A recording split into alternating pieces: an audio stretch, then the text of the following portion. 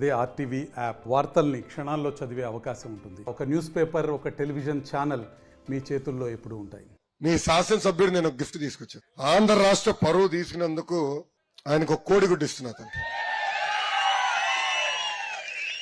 అంతర్జాతీయ స్థాయిలో ఆంధ్ర రాష్ట్ర పరువు తీసినందుకు మంత్రి గారికి నేను కోడిగుడ్డు అవార్డు ఇస్తున్నా. బాగుందా తల్లి అవార్డు?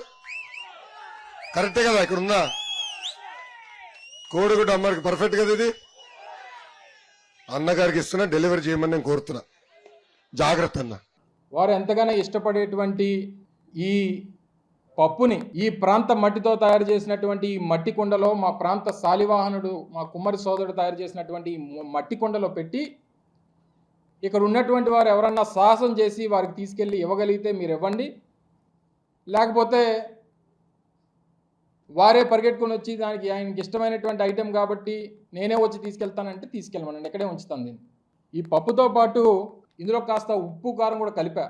కేవలం ముద్దపప్పు అయితే సరిపోదు వారికి.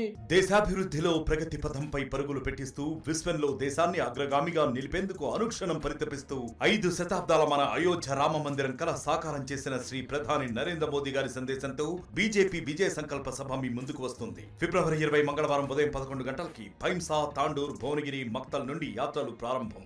రండి, తరలి రండి లక్షలాదిగా. వికసిత్ భారత్ సంకల్ప సాకారంతో తెలంగాణ భాగస్వామ్యాన్ని పెంచండి. మళ్లీ మోదీ గెలవాలి, మన ప్రధాని కావాలి.